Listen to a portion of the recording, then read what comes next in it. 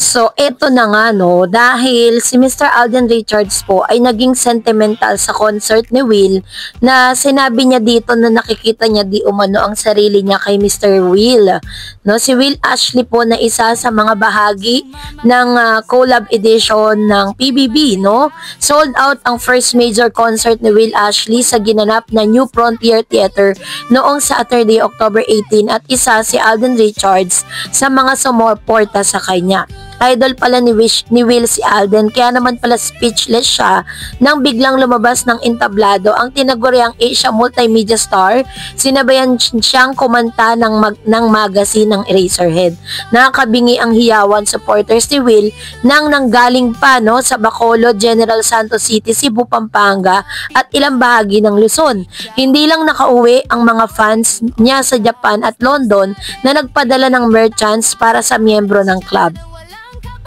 Sabi po ni Alden, alam mo Will, habang pinapanood kita sa gilid kanina, it's so nostalgic for me kasi nakikita ko yung sarili ko sa'yo, sabi ni Alden. Taong 2011 nang magsimula si Alden sa kanyang career at inabot ng 6 na taon bago umingay ang pangalan niya dahil na rin sa tandem nila ni Miss May Mendoza sa Itbulaga. Taong 2017 nang mag-concert si Alden sa New Frontier Theater, kaya niya nasambit kay Will na nostalgic dahil ganito rin ang itinakbo ng karera ng huli na nagsimulang 2013 at marami rin naman siyang naging series of shows na sa Kapuso Network pero hindi ganon kaingay ang pangalan niya. Nagpansin siya ng seryeng Unbreak My Heart noong 2023 na unang program collab ng ABS-CBN at GMA at nasundan pa ng Pinoy Big Brother Celebrity Edition this year. Dito na umingay ng gusto ang pangalan ni Will dahil napasama siya sa grupong Pamilya de Guzman, ano?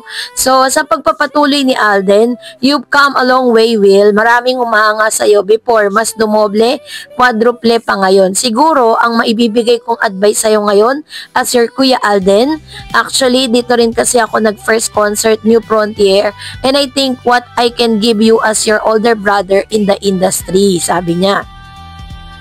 This is your chance, Will. Sabi niya, this is your chance. Bigyan mo ng importansya ang lahat ng taong nandito ngayon.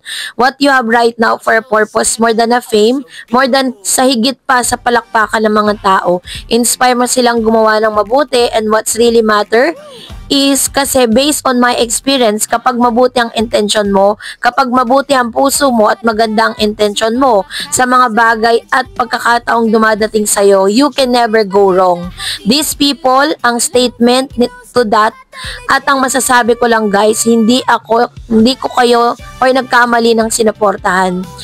Ani ni Alden, sinundan ng mas malakas na sigawan at palakpakan sa loob ng New Frontier Theater. So talagang nakikita ni Alden Richards yung kanyang sarili kay Mr. Will Ashley, kung paano nagsimula si Will bilang isang artista, ay ganoon din po yung tinahak ni Alden. Kaya talagang hindi po pinalagpas ni Alden Richards na maging guest po siya sa nasabing concert. Pero ito pang mas nakakaloka kasi dahil po dun po sa award ni Miss Catherine Bernardo na nabigyan po siya ng wax figure, no? Dahil dito ginagawan po ng issue yan ng ilang mga bashers, no? Sabi po nila, maraming netizen ngayon ang naiintrigang inggit daw si Alden Richards kay Catherine Bernardo dahil sa pagkakapili sa actress bilang bagong Filipino personality na magkakaroon ng wax figure sa Madame Tussauds, Hong Kong.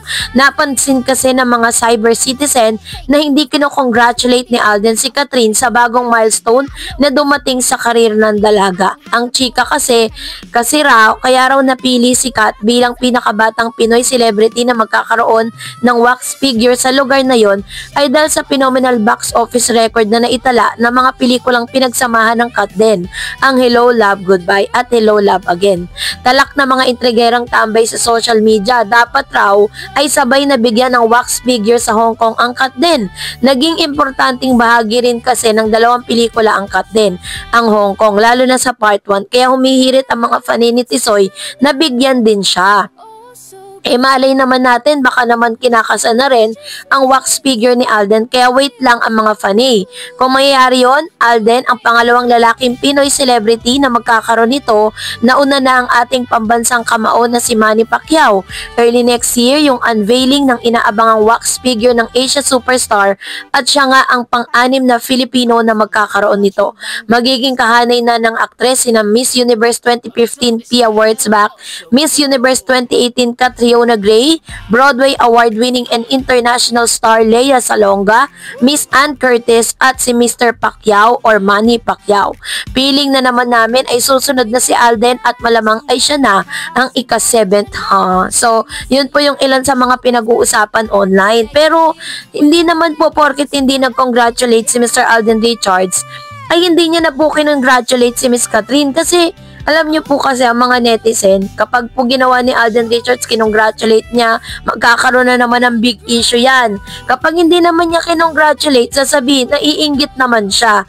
'Di ba? So, talagang dead man na lang talaga si Mr. Alden Richards sa mga chika ng mga memang netizen, na talagang hindi tumitigil sa paggawa ng iba't ibang mga issue patungkol kay Catherine at kay Mr. Alden Richards. Alam mo, ang nagpapalala lang talaga ng mga bagay-bagay, yung mga bashers Hindi ko alam kung ano po talaga ang gusto ninyong mangyari kay Alden Richards. Kaya nga, 'di ba, nabanggit ni Alden, yung mga bashers diyan na walang ibang ginawa kundi kumuda, tingin-tingin din po kayo sa salamin. Kayo po ba ay may naiambag na sa Pilipinas? Kasi kung bibilangin si Alden Richards po, napakalami na pong natulungan ng mga Pilipino niya, napakarami na pong napagtapos ng mga scholars at napakarami na rin pong naiambag yan dito po sa ating bansa kung paano niya tinulungan ang mga Pilipino gamit-gamit ang sarili niyang pera, at hindi po siya nangurakot.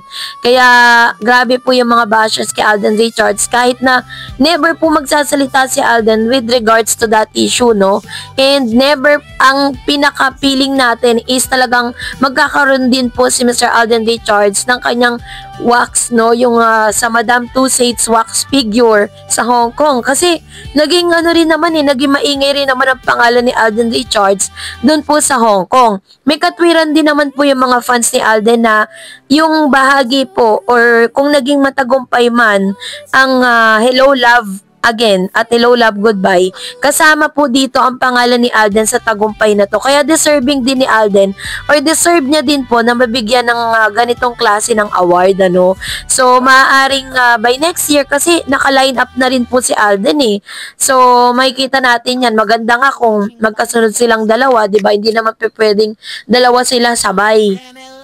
Kasi parang parang meron pong timeline na sinusunod ang Madame Tussauds Hong Kong para sa mga wax figures, para sa mga celebrity or sa mga taong nagtala ng mga history dito sa Pilipinas at malaki ang influence dito sa Pilipinas. So I hope at inaasahan natin na si Alden Richards na ang susunod na gagawa nito. At tignan na lang natin kung meron pang maikokomento ang ilan sa mga bashers. So antay-antay lang po tayo. So that's it for today. For more videos and updates, please don't forget to like and subscribe. And please don't forget to follow my Facebook page, Dar Eds TV and Dar Eds channel. God bless everyone!